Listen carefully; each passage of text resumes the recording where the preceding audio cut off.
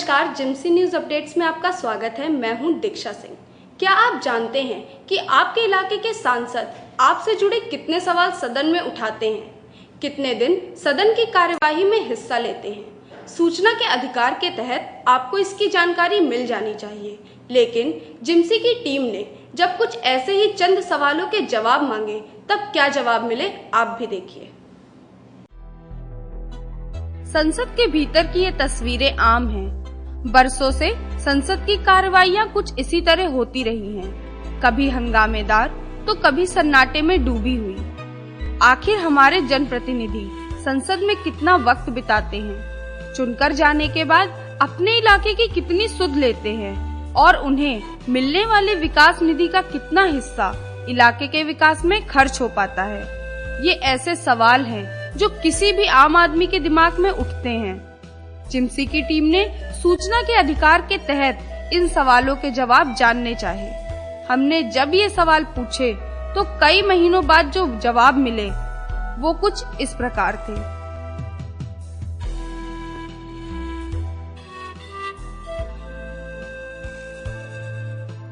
सांसद कितने दिन सदन में मौजूद रहते हैं, इसका कोई ब्यौरा हमें नहीं मिल पाया। उसका जवाब था, ये जानकारी उपलब्ध नहीं है।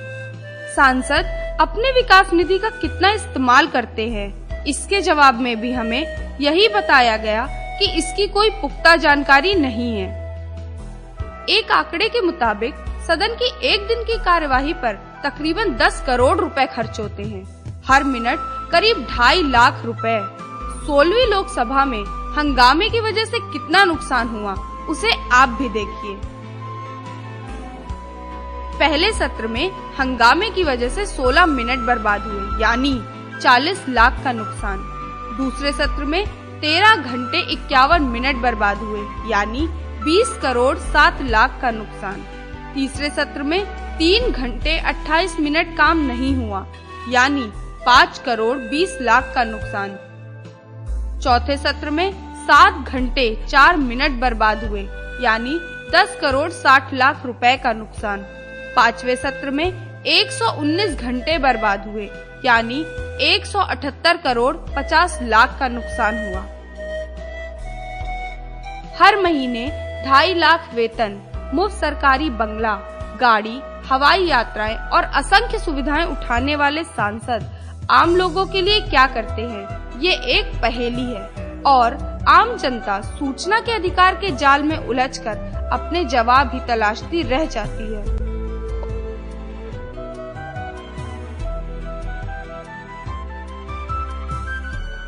आधी आबादी को आत्मनिर्भर बनाने की दिशा में सरकार काफी कोशिशें कर रही है, चाहे वो बेटी बचाओ बेटी पढ़ाओ जैसी योजना हो या फिर सेल्फी विद डॉटर जैसी पहल। हमने भी एक ऐसी ही पहल का जायजा लिया जिसमें बड़ी संख्या में महिलाओं को उनके पैरों पर खड़े करने की मजबूती से कोशिश की जा रही है। गांव से आई इन महिलाओं में आत्मनिर्भर बनने की ललक साफ देखी जा सकती है। ये जल्दी से जल्दी पढ़ लिख कर हुनरमंद बन जाना चाहती हैं। कौशल विकास से जुड़े कार्यक्रमों में इन महिलाओं की दिलचस्पी तेजी से बढ़ रही है। 3.5 महीना से सिलाई सीख रही हूँ। मेरे सिलाई सीखने में ये फायदा है कि मैं अपने बच्चे के जो कपड़ा बाहर सिवाते थे, अब मैं खुद अपने आप सी लेती हूँ। महिला सशक्तिकरण की दिशा में की जा रही यह पहल आरोह फाउंडेशन के गरिमा प्रोजेक्ट की है। इस प्रोजेक्ट के तहत महिलाओं को सिलाई और कढ़ाई का मुफ्त प्रशिक्षण दिया जाता है। जो नहीं कुछ सिलना जानती थी, बाहर जाके सिलाई के पैसे देती थी, कपड़े सिलवाती थी, वो यहाँ पर खुद सिलती हैं और पहनती हैं, बहुत ही खुश हैं। इस फाउंडेशन ने आम लोगों के अलावा कई कंपनियों से मदद लेकर अपने कामकाज को आगे बढ़ा रही है।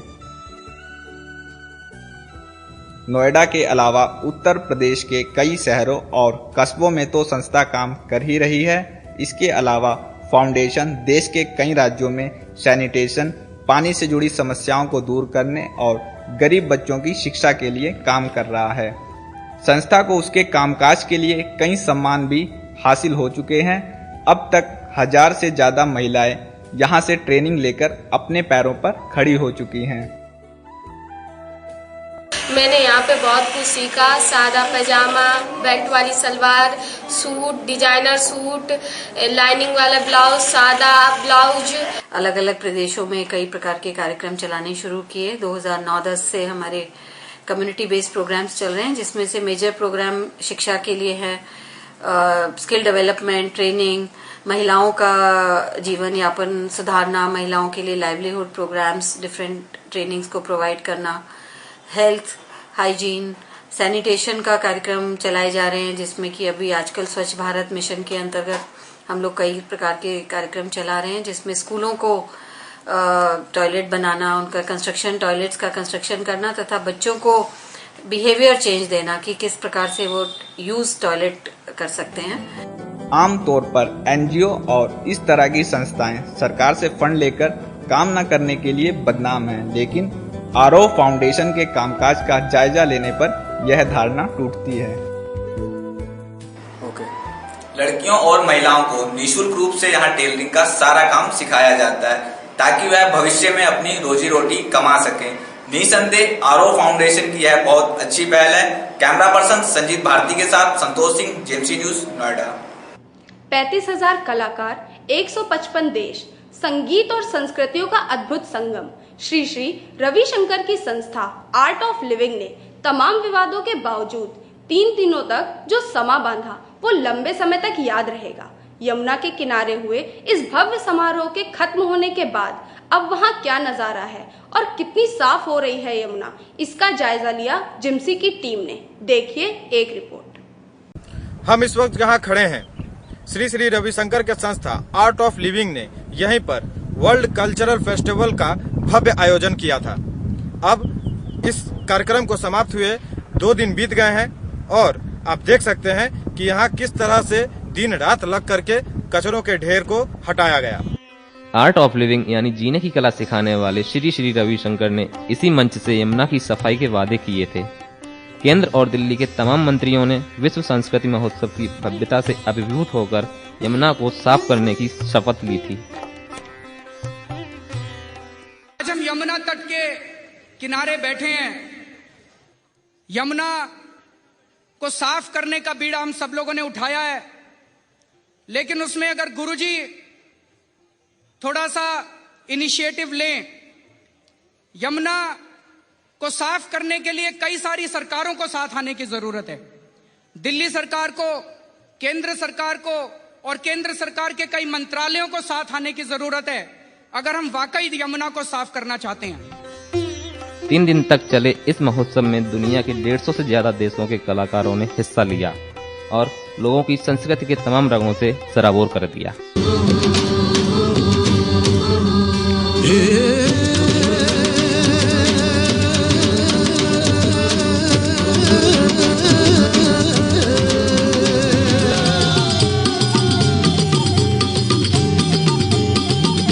आज हम एक ऐसे कुंभ मेले का दर्शन कर रहे हैं, ये कला का कुंभ मेला है।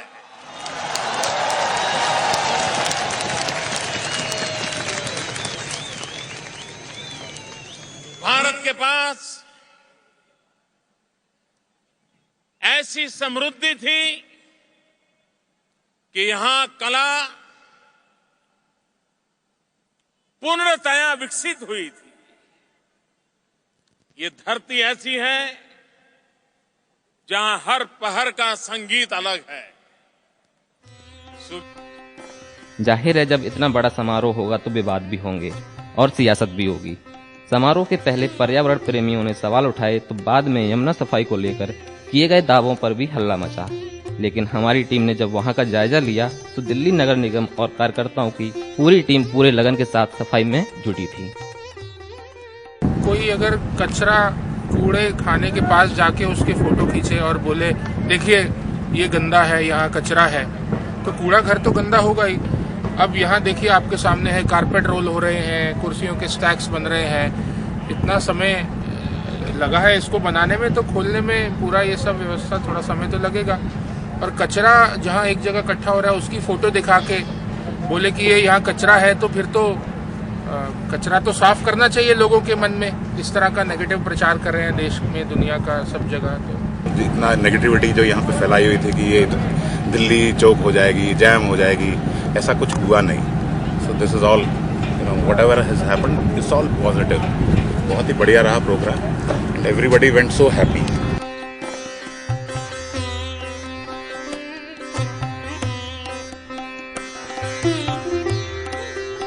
तीस से 35 लाख लोगों की भीड़ इकट्ठी हो और वहां कूड़ा कचरा न फैले, यह नहीं हो सकता। लेकिन आर्ट ऑफ लिविंग के लोगों और दिल्ली नगर निगम के सफाई कर्मचारियों ने जिस तेजी के साथ गंदगी को हटाने का काम किया है, वह काबिले तारीफ है। जाहिर है इस समारोह ने यमुना सफाई को लेकर जो उम्मीदें जगाई हैं, उससे लगता है कि आने वाले दिनों में इस ऐतिहासिक नदी की तस्वीर भी बदलने वाली है।